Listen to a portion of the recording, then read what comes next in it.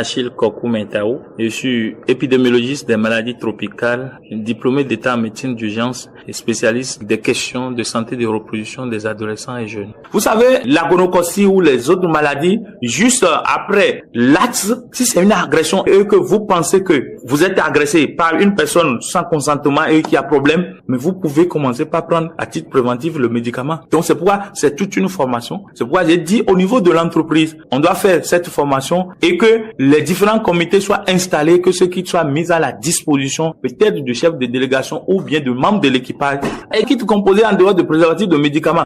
Si on parle de violence faite aux femmes seulement, ça ne va pas ressortir. Le mariage forcé, c'est pour les petites filles, c'est pour l'adolescente. Donc, pour permettre à la communauté internationale et à tous les acteurs de bien cerner le phénomène, il vaut mieux parler de violence faite aux femmes et aux filles. Il y a une dame qui allait à Porto Novo et elle revenait dans la nuit tardive. Elle s'est retrouvée au niveau de l'ancien pont, à Cotonou ici, et elle n'avait même pas trouvé de zème pour pouvoir se retrouver à Tokwa. Elle était à pied. 4 personnes l'ont agressée, on l'a pris en otage. Et ils voulaient avoir de rapports sexuels sans consentement avec elle. Elle dit, mes gars, je ne refuse rien. Faites tout ce que vous voulez. Mais j'espère que vous avez votre préservatif. Sinon, moi, je suis séropositif. Quand elle a lâché l'expression comme ça, tout le monde a fui. Et on l'a laissé. Il y a plusieurs manières de pouvoir se protéger. Non aux violences faites aux filles et aux femmes. Plus jamais ça. Comme l'a vidéo Ouagassou, je suis médecin gynécologue obstétricien au CNHU de Cotonou et je m'intéresse particulièrement aux questions de violences faites aux femmes et aux filles. Les victimes de violences sexuelles nous parviennent sur recommandation en général. Donc il arrive qu'on reçoive des patientes venant de Ouida ou de Porto Novo. À Abomey-Calavitre, Sékandji et puis Cotonou. En moyenne, en tout cas, 4 cas par semaine. Des fois, on a 7 ou 8 cas. Les cas les plus poignants, c'est les cas des petits enfants. Donc, on va dire entre 2 ans, 3 ans, 4 ans, 5 ans. Ensuite, il y a la tranche d'âge de 11 à 12 ans. Et puis, il y a les plus âgés qui sont entre 14 et 18 ans. Les adultes mûrs, c'est rare. Au-delà de 20 ans, pourtant, il y en a. Les auteurs présumés qu'on nous raconte ici, particulièrement, on trouve les menhirs, les enseignants. Il y a aussi des cas où c'est de la pédophilie, des cas de délinquants que les gens ne connaissent pas, cas d'agression sur les personnels de maison, de harcèlement sur la femme qui travaille. Pour atténuer ce choc traumatique, je maintiens toujours l'examen en présence d'une femme et en l'occurrence une sage-femme dans le service. Quand c'est les petits enfants, tranche de 2 à 5 ans, il y a de l'âge dégâts. On a besoin d'intervenir chirurgicalement pour réparer les lésions causées. Les frais sont à la charge des parents. Ce que moi je fais de mon propre chef, c'est que je donne la consultation gratuitement et je donne également le certificat médical gratuitement. Il n'y a pas encore prise en charge de la victime de façon réglementée au niveau du Bénin.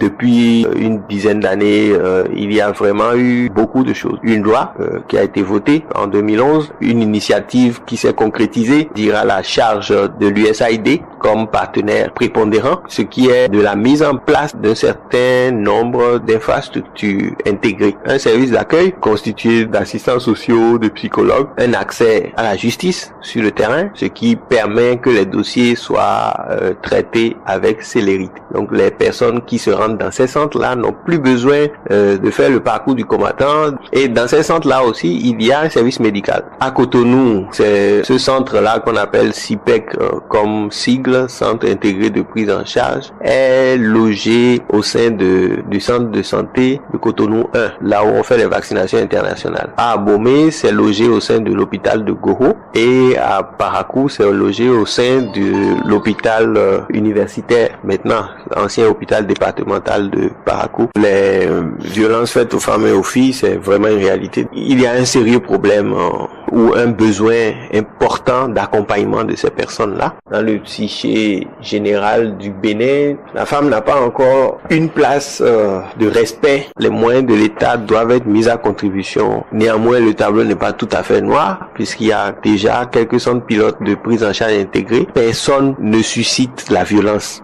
On va dire que l'enfant est un enfant gâté. Lui-même, il a cherché. Ça, c'est des manières machiavéliques de réfléchir. C'est pas gentil envers l'espèce l'espèce humaine de dire qu'une personne victime a provoqué. Et celui qui l'a agressé, lui, il a quel sang dans ses veines pour agir de cette manière brutale, animalesque, pour qu'on n'essaye pas, un temps soit peu, d'apporter du baume au cœur de la victime, ne serait-ce qu'en le punissant un tout petit peu. Je vais lancer appel à toutes les compétences, je vais parler des médecins surtout. J'interpelle aussi le système sécuritaire, que les parents doivent éduquer leurs enfants, tous leurs enfants, filles comme garçons, pour que les comportements soient un peu modifiés. Non aux violences faites aux femmes et aux filles. Non aux violences faites aux femmes et aux filles. Non aux violences faites aux femmes et aux filles. Le monde connaît déjà assez de souffrances, mais chaque jour les hommes vivent dans l'espérance. Depuis que la mer est sujet à part l'arbre, on se demande pourquoi le monde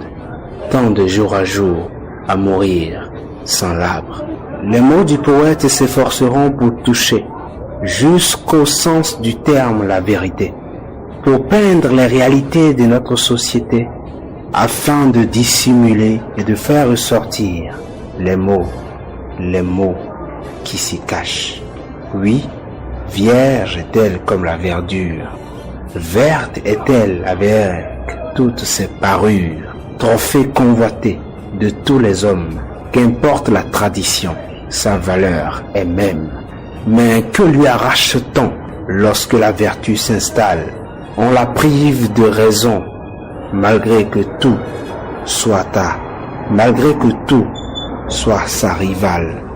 Un homme qui violente une femme est une omelette, car l'homme et la femme sont tels un œuf qui doit se garder jalousement, comme si l'on ne saurait casser la sensibilité de ceux qui la rapprochent.